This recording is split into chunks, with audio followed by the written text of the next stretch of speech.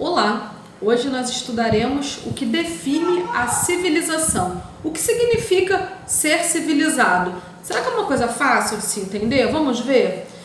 Civilidade nada mais é do que o modo como as pessoas se organizam, constroem regras e estabelecem condutas de respeito mútuo. Então, toda vez que você pensar em civilidade, você vai pensar em harmonia das relações humanas entre cidadãos. Nota que ser cidadão é uma condição para se construir a ideia de civilização. Quem se lembra o que define a cidadania? É o conjunto de direitos civis, políticos e sociais, incluindo também os direitos humanos. Então, toda vez que você pensar, fulano não é civilizado, eu sou civilizado. Fulano não tem cultura, eu tenho cultura. É só você lembrar, fulano é portador do conjunto de direitos civis, políticos e sociais, ele é portador dos direitos humanos, então ele possui civilidade. Se ele possui civilidade, significa que ele deve viver comigo de modo harmônico, ou seja, sem conflitos, ou com a menor possibilidade possível de conflitos, criando regras de conduta. Essas regras nós já vimos que elas são socialmente construídas. A noção do que é certo, errado, justo, injusto, feio, bonito, então tudo isso é socialmente construído. Então, dentro dessa dinâmica, dentro dessa perspectiva, se constrói a ideia de civilização. Agora, tem mais. Toda vez que a gente pensar em civilização, a gente tem que pensar o seguinte: como foi construída a sociedade, a civilização brasileira? Como é que aconteceu quando os portugueses chegaram aqui, quando os europeus foram chegando aqui? O que aconteceu com as regras sociais, com as culturas que existiam aqui, dos nativos da terra, dos autóctones?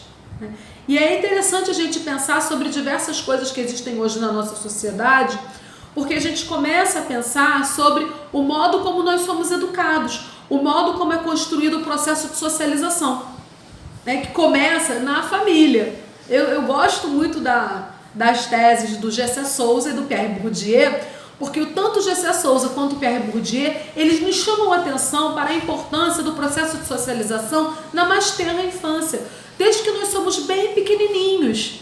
E eles nos mostram que as crianças elas tendem a imitarem os adultos.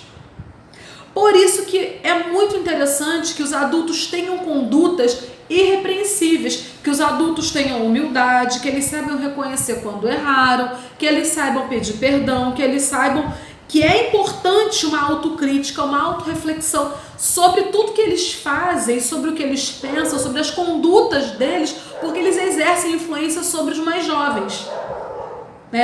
Eu sei que os alunos sempre preferem os exemplos mais polêmicos, E, a senhora pode dar um exemplo polêmico? Posso! A gente pode trazer vários assuntos para a discussão, várias questões que hoje produzem inquietações na nossa sociedade, como, por exemplo, o aborto, a identidade de gênero. A gente pode trazer também a questão do racismo, a gente pode discutir a questão do machismo, do sexismo.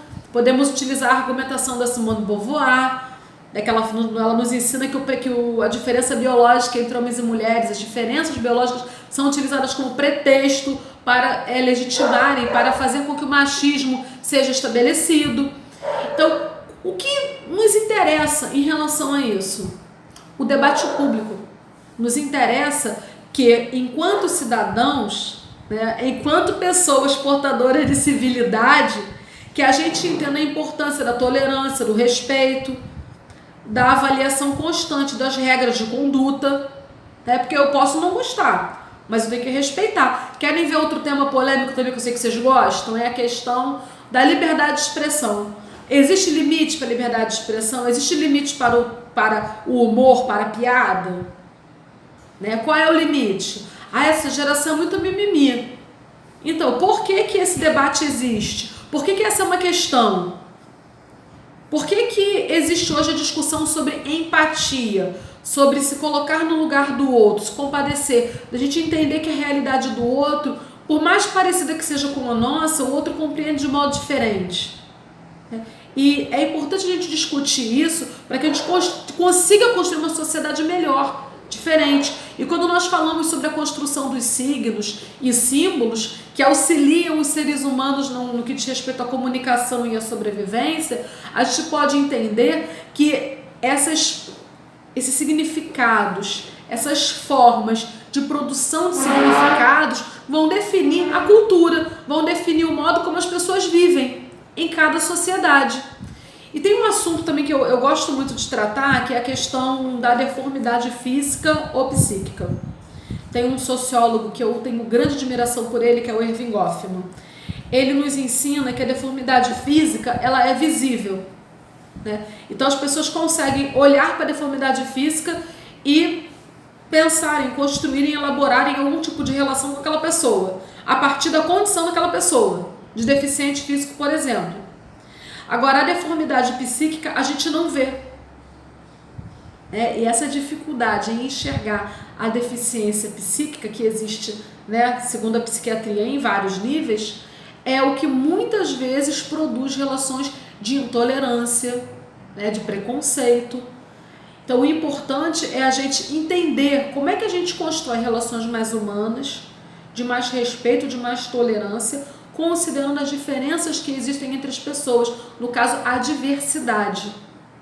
Pensar sobre a diversidade, pensar sobre o que nos torna diferentes e como vamos conviver com as diferenças, né, de modo civilizado, hoje está na ordem do dia, é uma coisa muito importante para a gente refletir e evoluir como ser humano aqui na Terra.